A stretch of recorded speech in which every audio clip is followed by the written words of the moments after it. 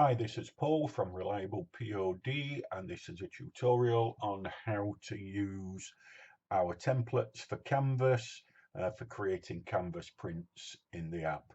First thing you need to do is go across to the website and download the templates. Find the product you're looking for on the website, and you'll find the 3 different aspect ratio templates there. Download whichever one you need. It also gives you the size of the artwork that you need to use to upload. You'll also find a video on how to use the templates, and also on here there are some pretty decent mock-up files for you to use to create artwork for Facebook and Instagram, etc., with your own designs on. If you've never used Photoshop product mockups before, there's also a video showing you how to use these mockups and change the backgrounds, etc. Right, once you've downloaded your template, take a look at it. This is for the 16 by 24 inch canvas. We haven't put a universal template on yet. It'll be about mid-May when we're ready to allow you to create multiple sized aspects from the same upload template. So for now, we've just got one template on for each size that's on the app.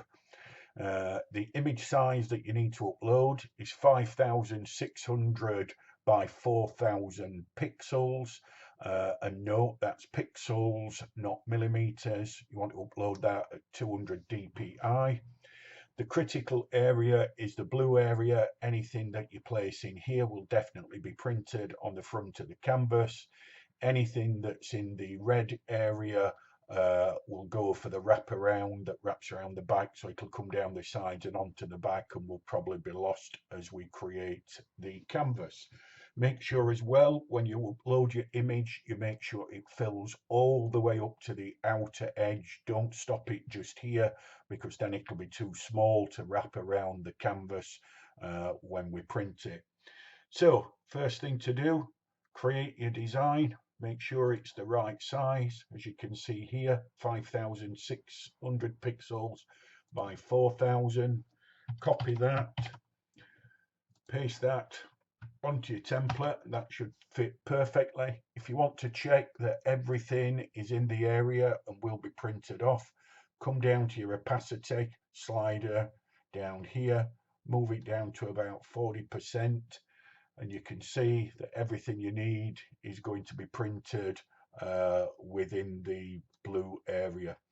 Once you've finished, make sure you pull the slider back up to 100%, and then just file and save as a Jpeg at high resolution, and then just upload it into the app. Thank you very much. Cheers. Bye-bye.